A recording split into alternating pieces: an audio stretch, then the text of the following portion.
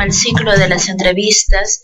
Señores miembros de la Junta Nacional de Justicia, debo de hacerles su conocimiento que hemos terminado con la convocatoria 002-2022, dando pase al inicio de las entrevistas personales de la convocatoria 003-2022. Concurso público para la selección y nombramiento de fiscales superiores, fiscales adjuntos superiores y fiscales provinciales en la categoría de convocatorias y ascenso. Invitamos a pasar al doctor César Manuel Calderón Moreno. Bienvenido, doctor. Muy buenos días. Buenos días, señor presidente. Buenos días. Tome asiento, por favor. Muy buenos días, señor César Manuel Calderón Moreno. El Pleno de la Junta Nacional de Justicia le da la bienvenida al caso, le agradece su participación en el presente concurso y en relación a la entrevista que vamos a llevar adelante, le manifiesto que tiene 4 rubros de parámetros de evaluación, como es la solvencia e idoneidad, la trayectoria académica y profesional, la proyección personal y el conocimiento de la realidad nacional e institucional. En esta oportunidad será la doctora Tumi Alán quien iniciará la ronda de preguntas. Gracias, señor presidente. Renovando el saludo al doctor César Manuel Calderón Moreno. Doctor, advierto que usted ha iniciado su carrera como fiscal adjunto provincial provisional.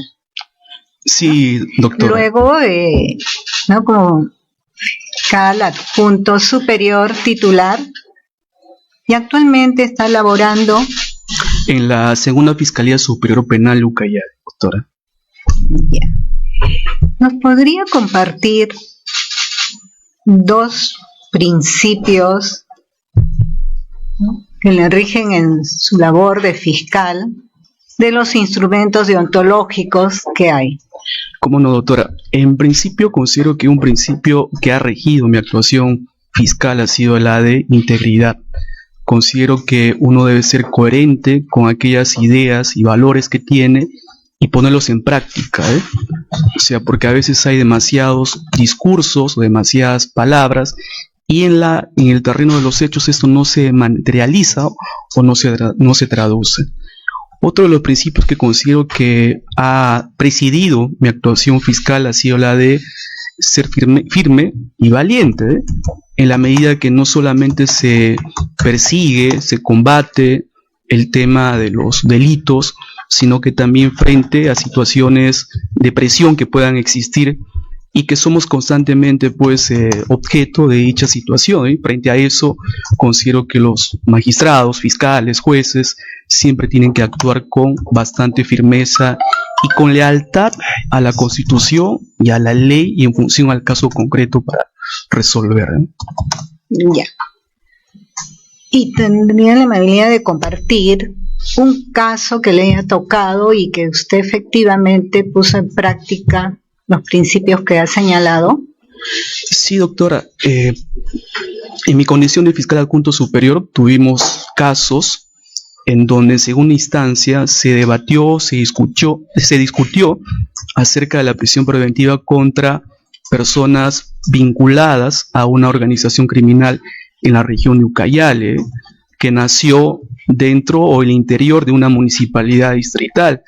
En esa oportunidad era un caso bastante complejo en donde había una cantidad significativa de procesados, alrededor de 20 o 25, cada uno de ellos teniendo un abogado defensor. Ha sido una audiencia bastante compleja, que ha durado varios días y finalmente con motivo de esa actuación, tanto por parte de mi persona como también de los otros fiscales que integramos ese despacho, se ha podido confirmar una prisión preventiva en donde consideramos que sí correspondía que se confirme esa prisión preventiva. En esa oportunidad, doctora, ¿Pero en ello cuál de lo que nos ha señalado usted ha puesto en práctica? En ese caso, doctora, que era el aspecto procesal, sí, ya lo entendemos. Sí, frente a eso, doctora, hubo bastante repercusión mediática en los medios de comunicación porque se trataba de una alcaldesa y sus funcionarios públicos, en donde hubo un grupo de medios de comunicación que de alguna manera cuestionaban la actuación fiscal en la medida que consideraban que se encontraba sesgada, y frente a eso pues consideré que tenía que responder a eso preparándome adecuadamente frente a toda esa presión mediática que existía en ese entonces. ¿Y cuál es el índice, ¿no?, de criminalidad en la zona y especialmente de los casos que conoce la Fiscalía a su cargo y a la que postula, ¿no? Sí, doctora. Nosotros como órgano superior de segundo grado conocemos fundamentalmente casos referidos a violaciones sexuales de menores de edad. Lamentablemente tiene un índice. ¿Ese es el de mayor incidencia? Luego, ese es uno. Tenemos el caso también de delitos contra el patrimonio, robo, hurto, así como también tráfico ilícito de drogas. Esos 3 delitos considero que son los que tienen mayor incidencia en la región de Ucayali. Tenemos ahí la provincia de Padre Abad, que es una zona en la cual se llevan a cabo, se realizan estas actividades de tráfico ilícito de drogas. ¿La tala ilegal? Tal ilegal también, doctora, tenemos 2 fiscalías especializadas en materia ambiental, pero no llega con mucha frecuencia vía recurso de apelación o vía recurso de queja a nuestros despachos. ¿Trata de personas? Trata de personas también se ha conocido. Nosotros hasta agosto, hasta julio de este año, éramos competentes para conocer ese tipo de delitos. Durante ese tiempo, doctora, sí, efectivamente se ha conocido también trata de personas, pero no en una incidencia mayor a los delitos que les acabo de mencionar. Y en cuanto a la aplicación de penas en estos delitos graves que afectan a la persona, a la sociedad, sí. ¿Cuál considera usted que las penas que se han aplicado y que la comunidad, ¿no?, ha sentido que efectivamente se está protegiendo?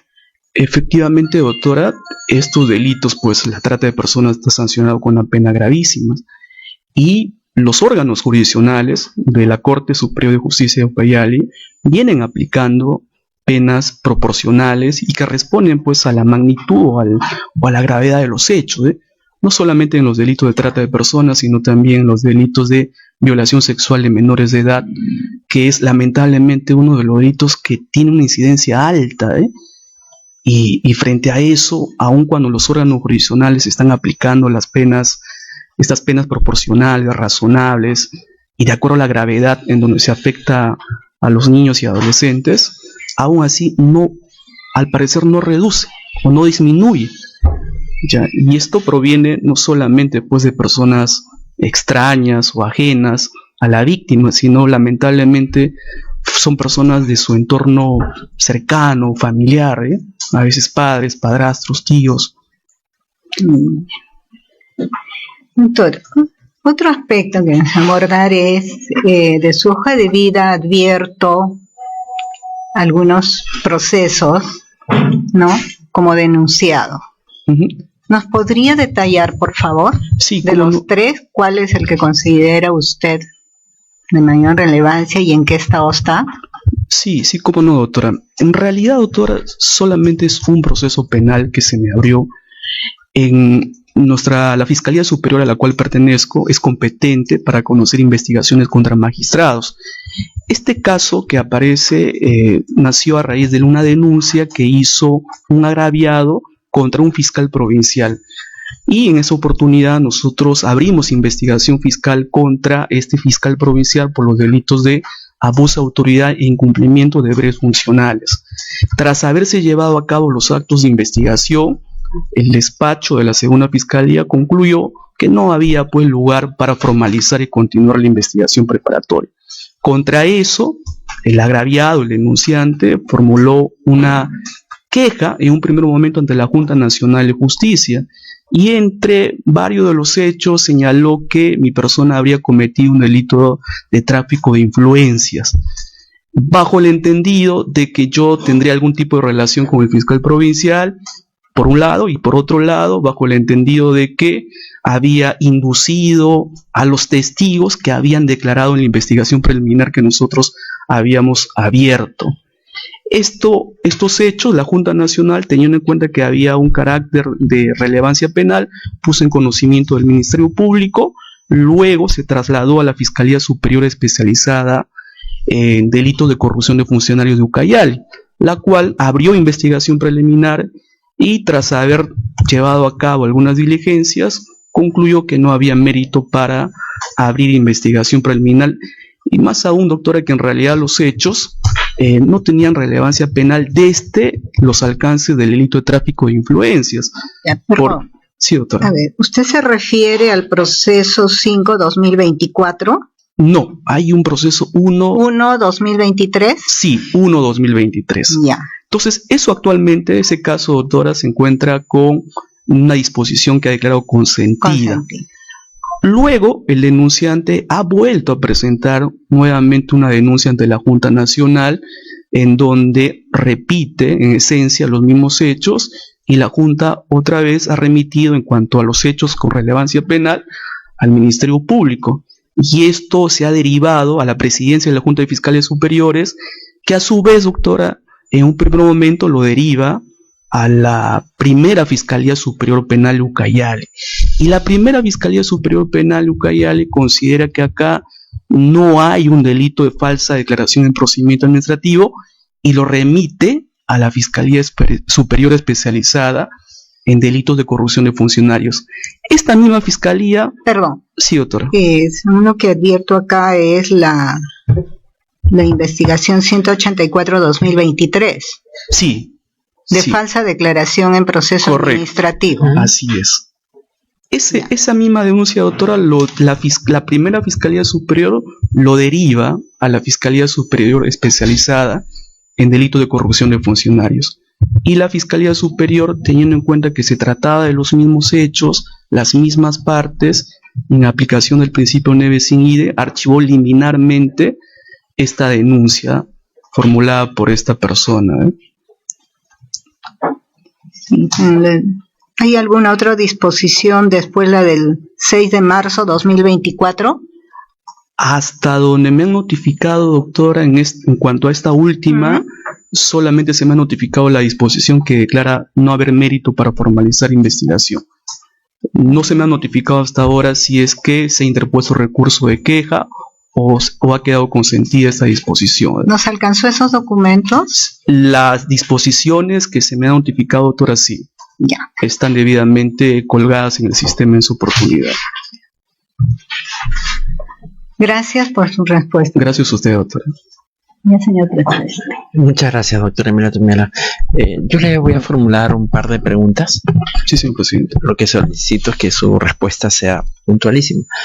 Un poco vinculado a su persona. ¿Cómo es usted como ciudadano? ¿Casado, soltero?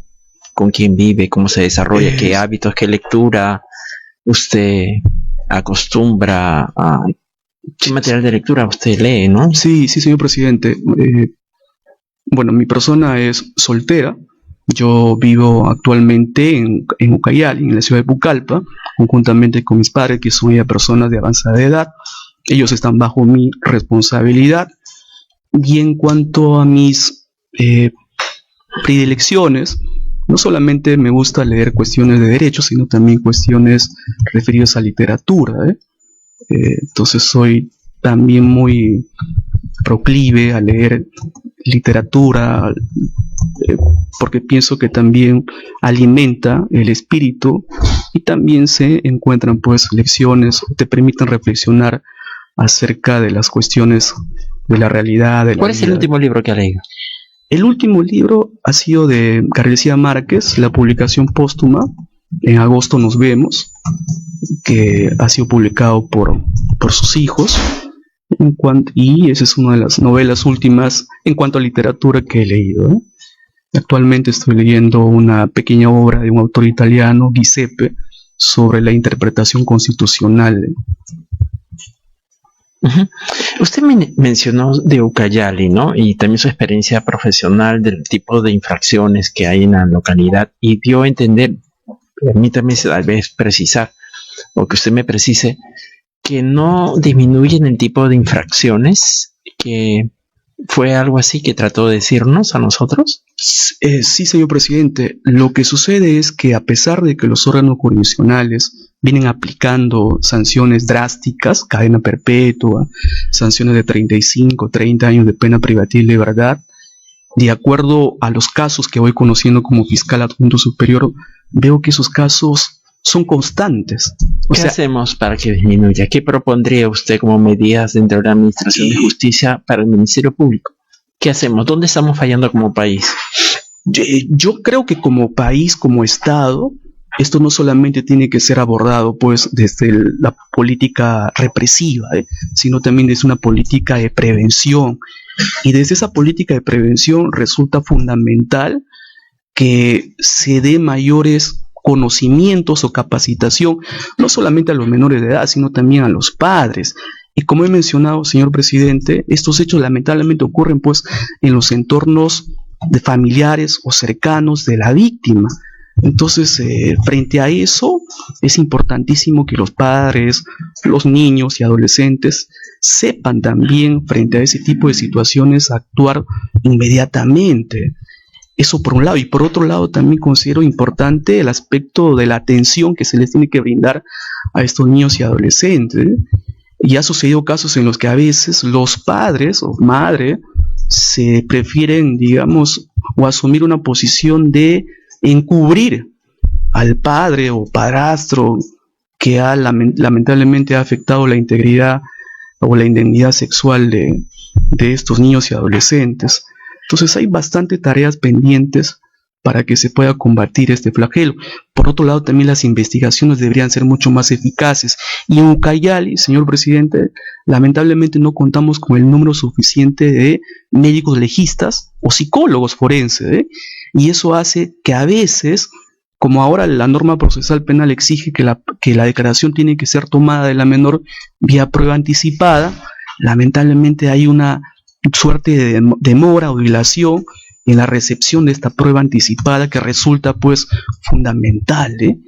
Entonces creo que también de parte del Estado invertir en cuanto a los médicos legistas, a los psicólogos y a los equipos que son importantísimos pues en la lucha contra la delincuencia.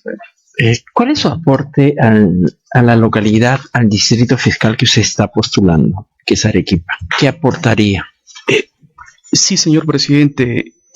En cuanto a la región a la cual en la cual trabajo y al mismo tiempo estoy postulando, Ucayali. Perdone, tiene razón, que digo Ucayali. Tiene razón. Sí, señor presidente. Mi aporte es, pues, desempeñarme adecuadamente en el ejercicio de mis funciones y defender los intereses de la sociedad, los intereses de los niños y adolescentes, combatir eficazmente el delito. O sea, desde el punto en el cual me encuentro, que es ser fiscal adjunto superior, pues ese aporte de dar una eficiencia en mi labor como tal, logrando condenas a las personas que efectivamente han cometido delito, y de esa manera evitar la impunidad, que es lamentablemente uno de los males que aqueja no solamente a la región Ucayali, sino a nuestro país. Muchas gracias. ¿Alguna otra pregunta adicional, por favor, doctor Aldo Vázquez? Gracias, presidente. Dos preguntas. Una más general respecto de su percepción de lo que algunos pues denominan una crisis en el sistema de justicia y que la radican particularmente en el Ministerio Público. ¿Cuál es su juicio al respecto? ¿Usted considera que hay una crisis en el sistema de justicia o que la hay en el ámbito específico del Ministerio Público? Esa es mi primera pregunta. Y la segunda es mucho más puntual, se refiere a la denuncia e investigación en el Ministerio Público que se ha comentado aquí. No me quedó claro, perdí la conexión en ese momento con lo que se estaba diciendo. ¿Cómo ha quedado está archivada definitivamente? Gracias. Gracias, señor doctor. En cuanto a la segunda pregunta, señor doctor, la última investigación se encuentra con una disposición de no haber mérito para formalizar. Hasta el momento no se me ha notificado alguna disposición que haya admitido el recurso de queja si es que se interpuso o la disposición de consentida. Es decir, en buena cuenta, señor, esa investigación considero que está en trámite aún, pero está con la disposición de no haber lugar a formalizar y continuar la investigación preparatoria. ¿Hubo elevación? No se me ha notificado, doctor, acerca de si es que se ha planteado un recurso de elevación de actuados. Entonces, por eso es que no podría informar eso con exactitud, ¿eh? Y en cuanto a la primera pregunta, doctor, considero, desde mi perspectiva, que sí existe lamentablemente una crisis institucional que está afectando significativamente al sistema de administración de justicia, ¿eh?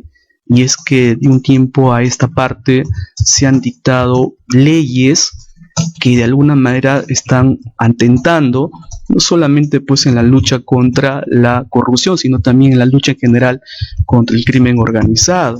Luego también se ha visto problemas en los señores o a nivel de la Fiscalía de la Nación o Fiscalía Suprema, en la que lamentablemente esto también pues ha tenido una repercusión en los fiscales que conformamos este cuerpo del Ministerio Público, ver o apreciar decisiones en las que estén involucrados las más máximas autoridades del Ministerio Público, tiene una repercusión, Entonces, sin embargo, considero que esta situación de crisis viene siendo afrontada también a la fecha con una posición ya más sólida de parte de la institución frente a estos embates que pretenden pues recortar o disminuir o atentar contra la eficacia de las investigaciones que se siguen en el Ministerio Público, Entonces, bueno, esta crisis también, señores, pues es considero también parte de este proceso en donde vamos a ir consolidándonos y espero y confío que de parte de mi institución, del Ministerio Público, podamos salir de esta situación y en lugar de estar ya frente a estas situaciones, tratar también de dotar, de proporcionar a los fiscales mayores elementos, mayores instrumentos, mayor logística para que puedan actuar de manera eficaz, Y es que lamentablemente pues el Perú no es Lima, O sea, hay regiones que tenemos también diversos problemas y que la sociedad reclama que sean atendidas, Entonces, mi opinión es que sí, efectivamente estamos en una crisis institucional, pero de la que considero que se puede salir y que se está saliendo haciendo uso de nuestra Constitución, de los instrumentos legales que permiten pues salvar este tipo de situaciones de la que uno viene sufriendo, Porque más lo que se espera, señor doctor, en lugar de estar atendiendo a este tipo de situaciones, es que nuestras autoridades pues efectivamente estén llevando a cabo una gestión adecuada, eficaz, porque los problemas que enfrenta el Ministerio Público son muchísimos y que lamentablemente por esta situación a veces se pierde el norte y se dedica más a estar pues afrontando o haciendo descargos frente a estas situaciones que en nada ayudan. Correcto, doctor. Gracias, presidente. Gracias a usted, doctor Aldo Vázquez. ¿Alguna otra pregunta por parte de los miembros del Pleno? Por favor, doctor Falconi. Solamente para pensar, usted tiene grado de maestro, ¿no? Sí, señor doctor. También tiene grado de doctor. Así es, doctor. ¿Usted dónde se graduó? Yo me he graduado en la Universidad Hermilio Valdizán de Huánuco, sí. Las dos, la maestría sí. También y el doctorado. Así es, doctor. Tanto la maestría como el doctorado. Gracias. Muchas gracias a usted, doctor Falconi. No habiendo más preguntas por parte de los miembros del Pleno, se da por concluida la presente entrevista personal, deseándole que usted tenga un excelente día. Muchas gracias, señor presidente. Muchas gracias, señores miembros del Pleno. Gracias.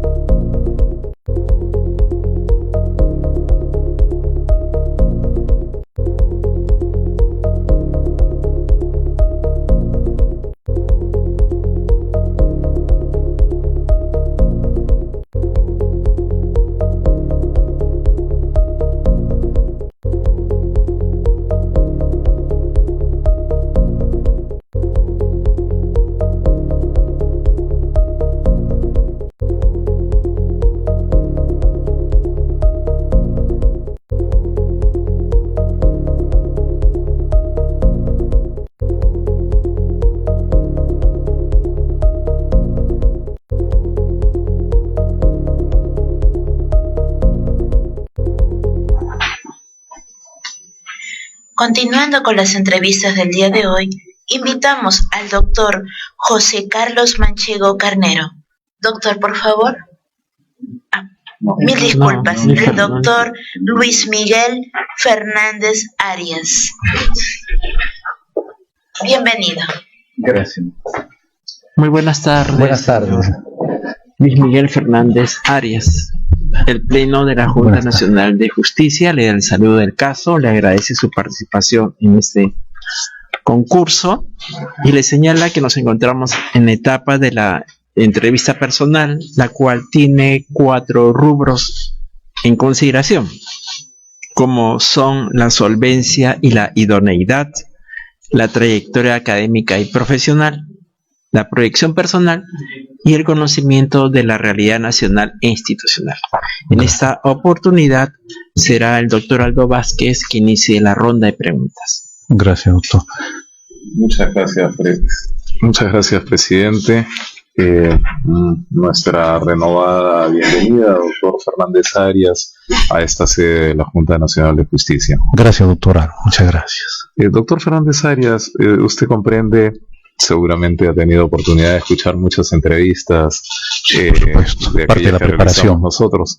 Usted comprende que una de nuestras mayores preocupaciones es siempre pues el tener una aproximación al perfil ético de los magistrados respecto de los cuales nos toca definir su ascenso o su incorporación a la carrera, sea judicial o fiscal. Y en esa lógica, pues le pregunto si es que usted conoce la Carta de Principios Éticos de los Ministerios Públicos de Iberoamérica. Iberoamericanos, sí, es una carta del año, si no me equivoco, doctor Aldo, del año 2022. Son alrededor de 12 principios, muy cortos, muy escuetos, muy directos, pero de ellos me permito destacar, doctor, algo que nos caracteriza a los fiscales de familia. El tema de la empatía, el trato cordial, el trato amable, el buen trato a las personas. No recuerdo qué número de principio es, pero es el que nos habla de esos temas, ¿no? ¿Y qué importancia le asigna usted a la ética en la vida cotidiana, más allá de la propia función fiscal? Sí, doctor. Cuando uno habla de la ética, habla de un aspecto personal y no está referido a las sanciones, no está referido a cómo uno debe comportarse, qué es lo que piensa, más allá de la sanción que puede haber, sino qué es lo mejor para uno mismo y para la sociedad, ¿no? Yo, como fiscal, ya desde el primer momento que asumí la función, entendí que uno debería comportarse de manera ética para no tener ningún problema, ningún inconveniente, ¿no? Y he tratado de llevar no solamente mi vida laboral, sino también mi vida personal de la misma manera, entendiendo que estamos en un servicio público. La Junta Nacional de Justicia, pero no solo la Junta Nacional de Justicia, también las autoridades nacionales de control del Poder Judicial y del Ministerio Público deben muchas veces pues, evaluar inconductas de carácter disciplinario. Sin embargo, estas inconductas están también frecuentemente vinculadas a aspectos que pueden considerarse éticos. ¿Usted cree que estos órganos de control pueden eventualmente sancionar ante ese tipo de incumplimientos en donde hay pues una vinculación entre lo ético y lo disciplinario? Sí, de plano está contemplado en los reglamentos, ¿no?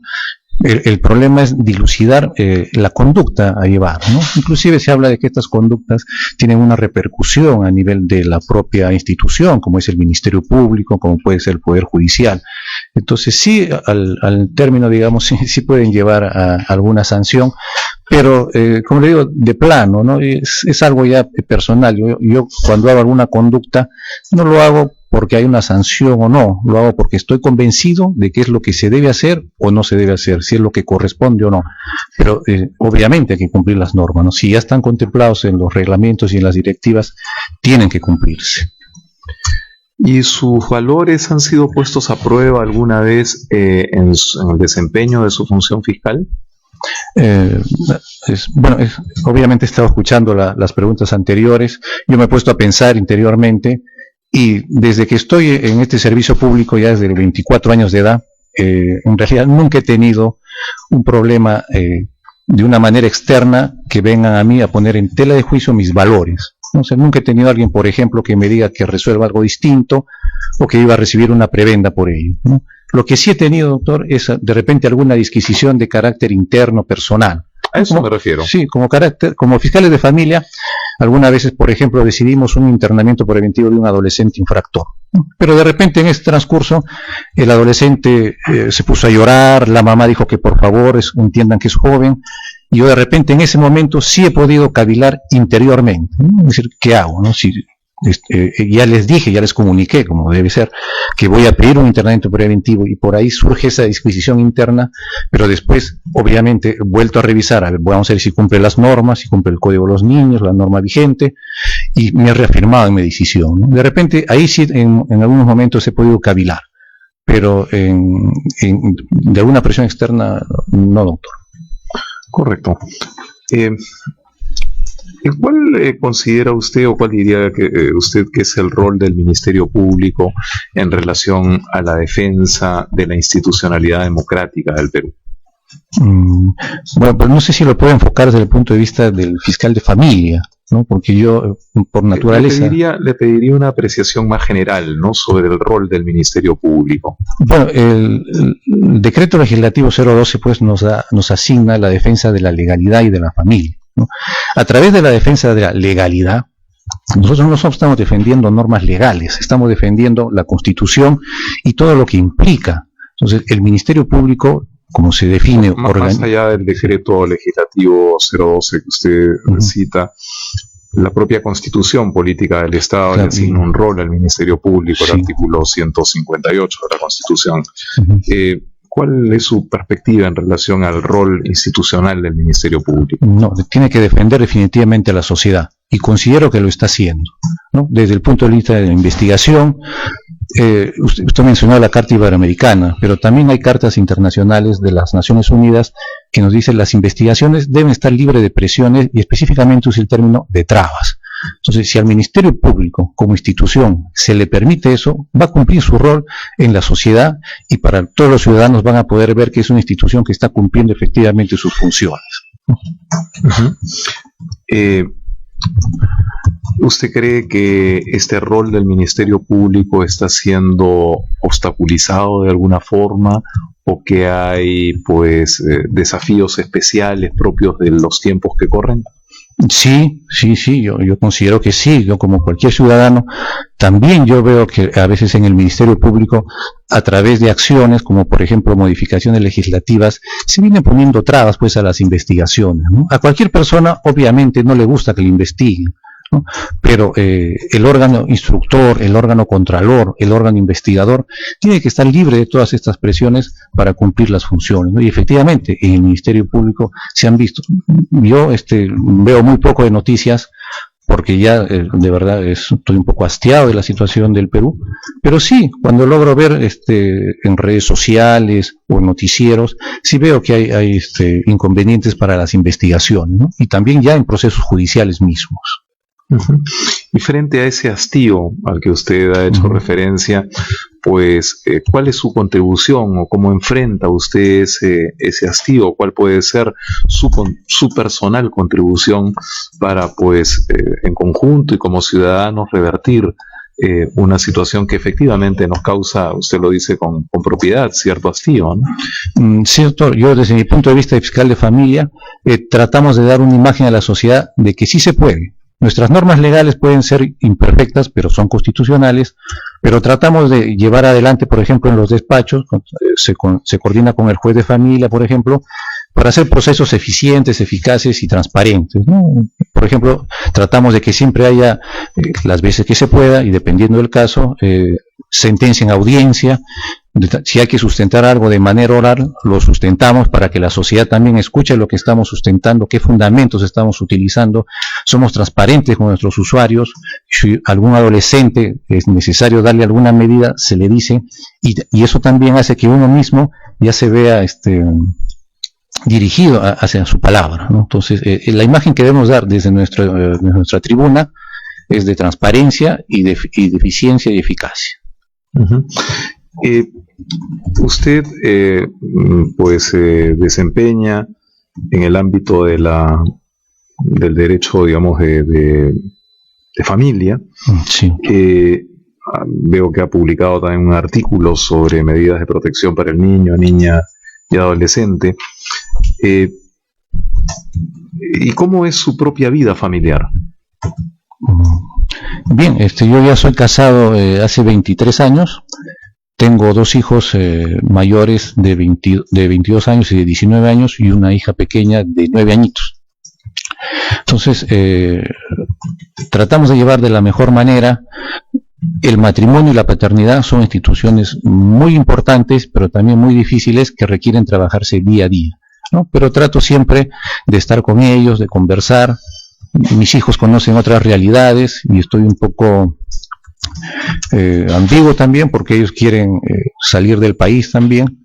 Entonces, pero trato de... ¿Y qué les dice usted a sus hijos respecto de ese deseo de salir del país? No, obviamente lamento mucho, porque estoy seguro que en algún momento voy a tener el nido vacío, pero yo los comprendo, ¿no? Yo los comprendo porque, a pesar de que luchamos diariamente por tener una mejor calidad de vida, un término que no se entiende muchas veces, ellos consideran... Yo tengo un hermano que vive en Estados Unidos, entonces hemos conocido esa realidad. Entonces ellos también han conocido esa realidad y consideran que tienen más opciones en esos países, ¿no? En Estados Unidos. Entonces, yo lo único que me queda es simplemente orientarlos como padre para que ellos tomen la mejor decisión, ¿no? Y disfrutar todo el tiempo que se pueda mientras estén con nosotros. ¿Cuál es... usted tiene para efectos de su trabajo fiscal, alguna orientación teórica, alguna corriente de autores a la que adhiere? Sí, por supuesto, doctor, pero depende también del área en que estemos hablando. El fiscal de familia tiene diversos frentes. Uno, por ejemplo, es el de adolescente infractor. Entonces, si hablamos de adolescente infractor, porque tenemos de civil, tenemos netamente familia, si hablamos de adolescente infractor, a nivel local, permítame, a nivel local en Arequipa, por ejemplo, hay un doctor Bruno Van der Mark que ha hecho un estudio de los centros juveniles, los 100 años de los centros juveniles del centro juvenil en Arequipa, ¿no? Y también, bueno, a nivel extranjero, el doctor Miguel Ciñero Bruñol, que es un doctor chileno de las Naciones Unidas, nos habla sobre la remisión también. Bueno, acá en Lima tenemos a dos doctores muy buenos, ¿no? El doctor Cristian Hernández Alarcón y el doctor Jaime Ceballos Durán, que nos hablan sobre la justicia juvenil restaurativa y la remisión. Pero si hablamos de derecho de familia netamente, doctor, yo quisiera destacar, pues, hay una doctora que ha fallecido, que siempre la seguía, de la Universidad de Buenos Aires, de Argentina, la doctora Cecilia P. Grossman. En mayo de este año, lamentablemente, ha fallecido, pero tiene muy buenos libros, artículos y doctrina en lo que es alimentos, violencia familiar y también en temas de separación de hecho y divorcio. ¿Ha participado usted de experiencias de justicia restaurativa? Sí, doctor, si me permite. Por favor. Bueno, ese es también un aspecto que yo al principio fracasé, ¿no? Porque no teníamos un sistema de justicia juvenil restaurativa en mi distrito. Entonces había un reto. El reto era coordinar con las diferentes instituciones de mi sector para hacer un programa de justicia. No logré hacerlo, pero ya el Ministerio Público ya lo ha implementado y está a nivel de toda la ciudad o la provincia de Arequipa, ¿no? Entonces son equipos conformados por un trabajador social, un educador, una psicóloga, que hacen las diferentes evaluaciones a los adolescentes. Es tan bueno este programa, doctor, que digamos de 100 adolescentes que ingresan, 99 acaban. Entonces es muy bueno. Y para nosotros es muy alentador que los propios adolescentes y sus familias logren potenciar todas sus habilidades a través de estos grandes profesionales. Bien. Yo le agradezco mucho sus respuestas, doctor Fernández, doctor. Sí, doctor Fernández Arias. Disculpe usted, lo que pasa es que son varios nombres los que tenemos siempre a mano. Sí, muchas gracias, doctor Fernández. Gracias por sus respuestas. Gracias, presidente. Gracias a usted, doctor. Por favor, doctora Tello, ¿se podría continuar con la ronda de preguntas? Sí, gracias. Doctor Fernández, yo lo estaba escuchando y usted siempre tiene una referencia al tema de familia. Sé que usted ha desempeñado como fiscal de familia en Moquegua y ahora lo hace Sí, doctor. Pero yo definiría una visión más amplia. Usted ha hecho referencia al decreto legislativo 052 y que es bastante Sí, doctor. antiguo, ¿no? Sí, ¿Cuál sería, o qué plantearía usted como una reforma o una modificación? ¿Qué cambios tendríamos que hacer a la ley orgánica del Ministerio Público? Pero no solo en el ámbito de familia, sino como organización, como Sí, doctora. Bueno, atendiendo a estas cartas iberoamericanas o estas directivas para los fiscales de familia, se podrían incorporar. no quiero Sí. que nos enfoquemos en familia. Ah, no. Un fiscal Sí. que mira su institución con un decreto legislativo muy antiguo y que Sí. introducir como cambios, como Sí, sí, doctora, lo que pasa es que hacía referencia a estas normas que hablan en general de los ministerios públicos, no hablan solamente del rango de familia, ¿no? Entonces, donde hablan, por ejemplo, de la independencia, de la idoneidad, esos términos que pueden aterrizar en aspectos concretos, ¿no? El hecho de que las investigaciones, todos hacemos investigaciones, doctora, hacemos los fiscales de familia, los fiscales penales, hacemos investigaciones, y eso es lo que se debe incorporar. Primero, de inicio, darles las garantías a los señores fiscales para que puedan hacer todas sus investigaciones, que también requieren recursos, que también requieren diferentes estrategias, planes, ¿no? Y a veces salen normas como las últimas que están saliendo. Yo no soy especialista en tema penal, pero sí entiendo que si los mismos colegas están poniendo pronunciamientos que ponen trabas, entonces esa normativa internacional hay que concretizarlas, doctora, para hacer más dinámico las investigaciones, sobre todo. ¿Cree usted que la estructura organizativa del Ministerio Público responde a la situación, a cómo está el país en el siglo XXI? Cuando dice administrativa, doctora, ¿se está refiriendo usted a los fiscales supremos? A eso, ¿no es cierto? La organización, ¿no? El Ministerio Público tiene que ser una organización con presidencia de Procuraduría Orgánica, juntas, o sea, ¿cómo está diseñada la institución?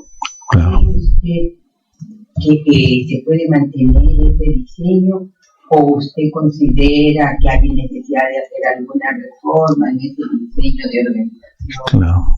Sí. Del Ministerio Público? ¿Cuál es su opinión? Sí, yo considero que toda reforma siempre es positiva para mejor, pero de plano, yo he tenido una idea siempre clara, ¿no? Las instituciones no las hacen las normas, no las hacen los objetos. Las personas son las que hacen grandes las instituciones. Si hay normas deficientes, y no solamente en el Ministerio Público, me parece que en todos los ámbitos hay normas deficientes. Somos nosotros mismos quienes tenemos que recurrir a principios para poder hacer eficiente. Y recién ahí, cuando realmente todas nuestras capacidades se hayan puesto al servicio de la institución, veremos si requerimos, ¿no? Por el momento, desde mi punto de vista, la estructura administrativa y la estructura jerárquica, como se dicen los fiscales, podría funcionar, pero depende de cada uno de nosotros. O sea, no nos arriesguemos, por supuesto, algún cambio, alguna mejora, sí debe darse, pero no nos arriesguemos a hacer los grandes cambios si no hemos dado nosotros, como personas, toda a nuestra institución, ¿no? Yo considero de plano eso, doctores. Doctor, como he visto en su hoja de vida, usted siempre ha estado en el tema de familia. Sí, doctora. Y en una entrevista anterior, el señor Paje le preguntó a un candidato, ¿cuál es el gran problema de la familia? Correcto, pero el gran problema habría que ver de las familias, ¿no? Porque la familia ha evolucionado y dependiendo también del tema de la clasificación de familia. Pero el tema de familia, la Constitución no nos habla de qué modelo de familia, pero sí nos habla que debe haber una protección. Cuando se forma una familia, se forma para ayudarse entre ellos, unirse y salir adelante. Eso las actuales generaciones no lo están entendiendo así, ¿no? Se da y peor si hablamos de tema de parentalidad. Sí. Sí, yo le pediría por favor que me correcto, no hay responsabilidad. ¿Cuál es el gran problema que afrontan las familias en el Perú? La responsabilidad, doctor. Las familias no son responsables en sus uniones y respecto de sus hijos, ¿no? La responsabilidad parental, doctor. Eso es lo que diría.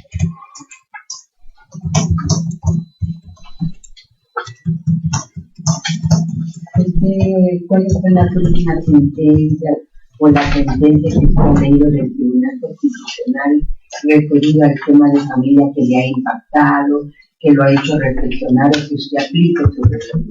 La sentencia del caso Ricardo Morán, doctora, ¿no? Es una acción de amparo. Y sobre la familia, la definición, el concepto que tiene el Tribunal Constitucional a partir del artículo 4 de la Constitución. Sí, nos ha dicho, pues ya nos dijo hace muchos años, doctora, que la familia ha evolucionado. No solamente tenemos esta familia tradicional, tenemos la familia monoparental, la derivada de uniones de hecho y la ensamblada.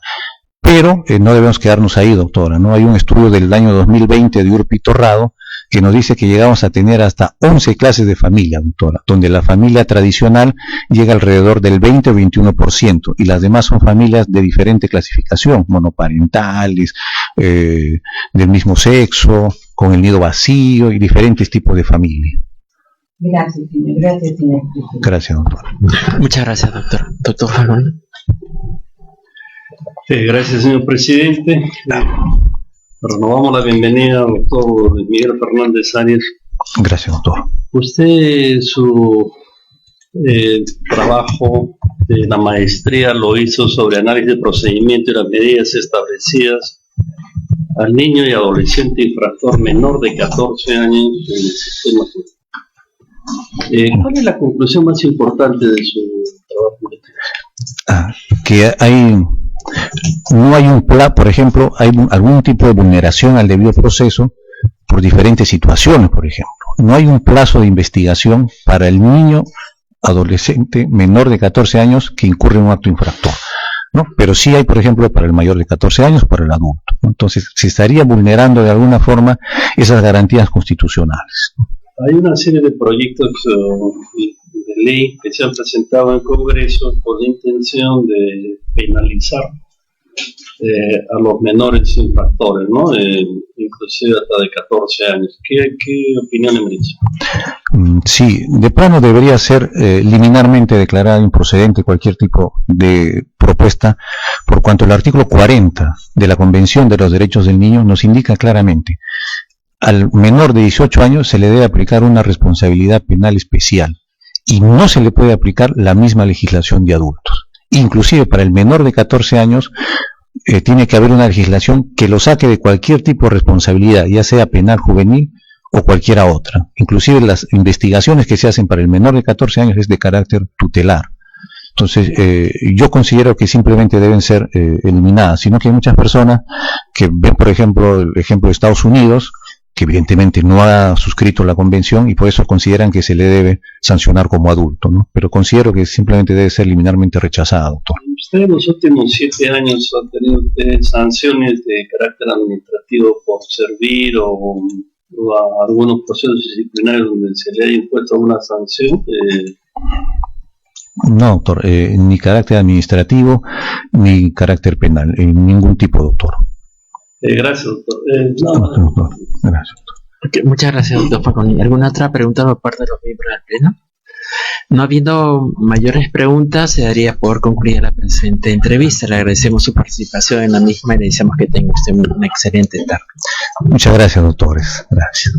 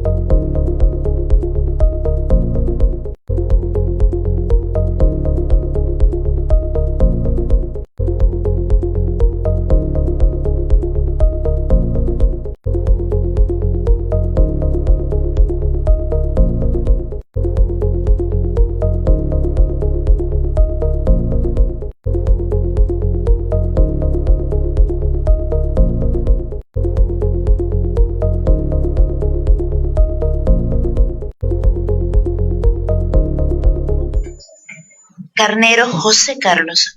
Doctor, lo invitamos a pasar, por favor. Bienvenido. Muy buenas tardes, por favor, tome asiento. Muchas gracias. Muy buenas tardes, señor magistrado Buenas José tardes. Carlos Manchego Carnero. El Pleno de la Junta Nacional de Justicia le da la bienvenida del caso. Le agradece su participación en ese concurso y en relación a la entrevista personal le manifiesto que tiene 4 etapas muy bien marcadas que van desde la solvencia y la idoneidad, la trayectoria académica y profesional, la proyección personal y el conocimiento de la realidad institucional y nacional. En esta oportunidad iniciamos la ronda de preguntas con la doctora María Zavala. Muchas gracias, señor presidente. Bienvenido, doctor Gracias. Manchego Carnero José. Gracias, doctora. De su hoja de vida se colige que usted es especialista en familia, Así es. en derecho de familia. Usted es fiscal adjunto provincial de una fiscalía de familia. Así es. ¿Cuántos años está en ese cargo? Doctora, yo vengo llevando el cargo de fiscal adjunto provincial de familia 13 años en la provincia. 13 años. 13 años. Y en esos 13 años, ¿usted ha accedido provisionalmente a una fiscalía de familia? ¿A una fiscalía provincial? Sí. Sí, accedí provisionalmente Sí. por motivos que el fiscal provincial se encontraba así, por ejemplo, de vacaciones. Ah, cuando es de vacaciones, pero a usted como fiscal provisional de una fiscalía por un tiempo así de 2, 3 años, no. No, doctora, no he tenido hasta el momento la oportunidad. Muy bien. ¿Qué instrumentos deontológicos conoce usted?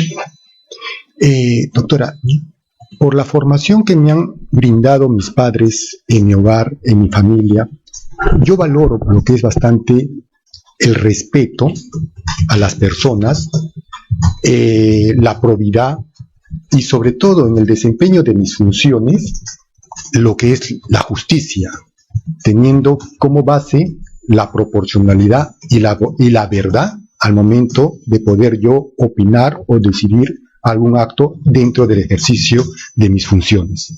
Eso es en el ejercicio de sus funciones y en su vida personal. Valoro y considero, doctora, la buena relación que se debe tener con los integrantes de mi familia y de mi comunidad. Esa buena O sea, para usted hay valores para el trabajo y valores para su vida personal. Pienso que los valores juegan un rol importante en la vida del ser humano de manera integral, ¿no? Eso nos fortalece a nosotros como personas y como profesionales a seguir adelante y sobre todo lo que también se tiene que valorar es la empatía, ponerse en el lugar de la persona, saberlo escuchar. Sí, Había un autor tan importante como Dale pero Carnegie. yo apelo a su poder de síntesis porque yo le pregunté qué instrumentos deontológicos conoce. Uh-huh. Instrumentos Deontológicos.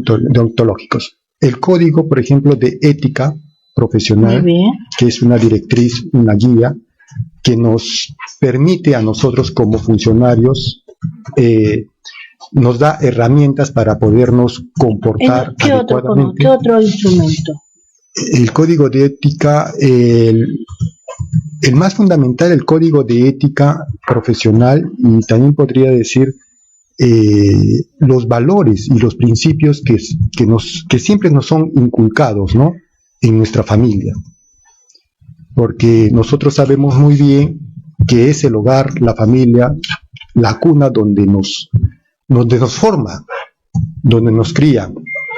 Es el lugar donde realmente adquirimos conocimientos, valores y principios. Dígame, ¿usted en su función ha visto algún caso emblemático? Doctora, yo laboro 13 años en una provincia de San Miguel de Payá, que es una provincia que está a 3 horas de la ciudad de Cajamarca. El pueblo, hasta el momento, es un pueblo calmado, tranquilo. El caso que yo podría considerar un poco delicado o fuerte es un caso de hurto agravado cometido por 2 adolescentes de 17 y 16 años de edad. y que en esa oportunidad mi persona se encontraba de turno, ¿no? Y la comisaría me puso en conocimiento de este hecho, tal es así que la ronda campesina, porque en Cajamarca juegan un rol importante las rondas campesinas. Ese fue un caso, para ese momento, un caso muy sonado seguramente. Exacto. ¿No? En ese sonado. Caso sonado, ¿usted tuvo algún conflicto, algunas presiones, lo presionaron para que actuara de alguna manera, contraria a su criterio, o todo fue normal? No, doctora, gracias a Dios se desempeñó de manera normal, pude yo poner en práctica mis conocimientos que yo he adquirido a lo largo de mi carrera. ¿Y en práctica sus valores? ¿Perdón? Sus valores, no hablemos de conocimientos, sino yo quiero ir a los valores. Con respecto a los valores, doctora, se actuó con probidad, con respeto a los derechos fundamentales también de estos adolescentes, que también tienen sus derechos fundamentales. Y si me permite, doctora, contarle una anécdota sobre ese caso. Ahí nomás, porque ya se acabó mi conclusión respecto a este rubro que tenemos que evaluar al postulante. Disculpe usted, estamos también sobre la hora. Dígame, ¿qué ha ido postergando en su vida por falta de tiempo? ¿Hay alguna meta que usted ha ido postergando y que haya querido realizarla por el tiempo, el trabajo o una mala gestión no logrado? No, considero, doctora, que el trabajo que yo me desempeño como fiscal adjunto en la provincia de San Miguel de Payaques es un trabajo muy sacrificado porque no cuento con las condiciones necesarias. Como es distinto trabajar en una provincia tan alejada que tiene otra realidad social, cultural, idiosincrasia, que trabajar en una ciudad que te proporciona condiciones mucho más adecuadas, ¿no? Entonces, yo he sacrificado mi familia, por ejemplo, vivo solo, radico en esa provincia solo, y tengo que trasladarme 3 horas a Cajamarca a visitar a la mamá de mi hija y a mi hijita que tiene 9 años de edad, ¿no? Yo soy natural de Arequipa y mis padres tienen 85 años de edad. También sacrifico estar mucho tiempo con ellos. Por eso que usted quiere, justo le iba a preguntar, ¿cómo de Cajamarca está postulando para una Fiscalía Superior Adjunta de Arequipa? Así es, doctora Saba. ¿Y su familia es en Arequipa? Mis padres tienen 86, 85 años de edad. Siempre el lado humano, ¿no? Ellos extrañan, tengo 13 años ya trabajando en la ciudad de Cajamarca. Y eso también es lo que me ha incentivado prepararme y poder postular a esta convocatoria, la 03-2022. ¿Cuáles serían sus prioridades que tendría que afrontar usted en caso sea nombrado fiscal superior adjunto de una Fiscalía de Familia de Arequipa? Perdón, doctora, disculpe. Sus prioridades. O sea, ¿qué es lo que llevaría usted? ¿Qué lo quería primero llegando a... ¿Conoce usted la Fiscalía? ¿Conoce usted la organización? ¿Dónde está ubicado? ¿Conoce usted la Fiscalía Superior Adjunta? O sea, la función de un fiscal superior adjunto de familia. ¿Qué, con la experiencia que usted tiene en Cajamarca, qué es lo que podría aportar? ¿Y cuál de todo eso, cuál es lo más prioritario para usted? Considero, doctora, para que una fiscalía funcione debidamente y preste un adecuado servicio a la comunidad, es el trabajo en equipo.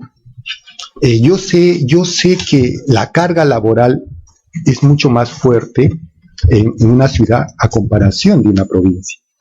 Entonces es fundamental que reunamos esfuerzos, ¿no? Todo el equipo de trabajo, reunamos esfuerzos y que compartamos valores y principios. Cuando el trabajo es en equipo, los objetivos y las metas que se propone se logra. Eso yo he podido, doctora, adquirir a lo largo de estos 13 años. Cuando hay trabajo en equipo se puede todo. Es como que se dialoga en un solo, se tiene un solo idioma, ¿no? Cuando todos quieren aportar, cuando todos quieren trabajar por el bien de la sociedad. Bastante vocación de servicio, doctor. Muchas gracias, doctor. Gracias, He concluido, señor presidente. Muchas gracias, doctora. Doctor Falconi, si podría realizar las preguntas que tiene pertinentes. Muy agradecido, señor presidente. Muy buenos días, le damos la bienvenida al doctor José Carlos Machado Carnero. Gracias, doctor. Usted ha estudiado en la Universidad Nacional de San Agustín de Arequipa, ¿no? Así es, doctor Falconi. Y también ahí hizo usted su maestría. Así es, doctor. Análisis de la aplicación de la tenencia compartida en la legislación peruana. Esto hizo usted el año 2017. Así es, doctor. Del 2017 a la fecha, ¿la tenencia compartida ha tenido alguna modificación, alguna regulación legal especial? Sí, doctor Falconi. En el 10 de octubre del año 2022 se dio la ley 31.590 que modificó justamente los artículos 81 y siguientes del Código del Niño y del Adolescente. La modificación más importante que se dio fue porque antes del 2022 la tenencia exclusiva era la regla general, donde los órganos jurisdiccionales otorgaban esta tenencia exclusiva a los padres que reunían las condiciones necesarias para que puedan brindar a sus menores hijos calidad de vida. Hoy en día, con esa modificatoria, doctor, se ha invertido la figura. Ya la tenencia compartida viene a ser la regla general, ¿no?, donde los órganos jurisdiccionales pregonan por el otorgamiento de la tenencia compartida, y la excepción vendría a ser la tenencia exclusiva. Si usted me pregunta qué opino respecto a la tenencia compartida, considero, doctor, que es una figura jurídica, si bien relativamente nueva en nuestra legislación peruana, a comparación de legislaciones internacionales como por ejemplo Latinoamérica, Chile, Brasil, Argentina, ya se dio esta figura de la tenencia compartida. En Europa, en España, muy saludable en beneficio de los menores. Lo que nos faltaría para que sea plena el otorgamiento de la tenencia compartida, doctor, considero que es concientizar a los padres de familia, ¿no? Concientizarlos que los hijos no son objetos de protección, son sujetos de derecho, y por ende, como padres, nos debemos mucho a nuestros hijos. Por eso sería bueno realizar programas de concientización a fin de que los padres de familia puedan entre ellos acordar la tenencia compartida, recurriendo tal vez a un especialista que puede ser un conciliador extrajudicial, pero especialista en derecho de familia, y eso nos permitiría a nosotros como órganos de derecho, como administradores de justicia, a evitar en algo la carga procesal, ¿no?, que tenemos. En familia tenemos bastante carga procesal respecto a la tenencia de menores. O sea, eso evitaría bastante si concientizamos a los padres a ponerse de acuerdo entre ellos, ¿no?, y que el acuerdo sea en beneficio de sus hijos. Gracias. ¿Cuál es la obra más importante de derecho de familia que ha leído usted y que ha consultado? Para la tesis. En líneas generales, ¿cuál es la obra más importante que se ha publicado en el país en derecho de familia? Del doctor Cornejo Chávez, en Derecho de Familia, fue la obra que yo he podido consultar al inicio de mi carrera profesional, doctor, en pregrado. Bueno, ojalá que siempre lo siga haciendo, porque es la obra más importante y trascendente en el derecho familia a nivel nacional e inclusive a nivel latinoamericano. Nada más de mi parte, señor presidente. Gracias. Muchas gracias a usted, doctor Falconi. ¿Algún doctor Altabar? Gracias, presidente. Sí, algunas preguntas puntuales. Usted se ha referido a la figura del doctor Héctor Cornejo Chávez. ¿Usted sabe qué otro rol cumplió el doctor Cornejo Chávez, además de pues sus aportes fundamentales al derecho de familia? Maestro, un gran maestro en Derecho de Familia en la Universidad Nacional de... Al margen de sus aportes en materia de Derecho de Familia. No, desconozco. Fue una gran figura pública, una gran figura política del Perú entre los años, mediados de los años 50 y fines de los años 70. Fue miembro de la Asamblea Constituyente, de 1978 a 1979 y líder de una opción política muy relevante en aquellos años. Quería preguntarle también sobre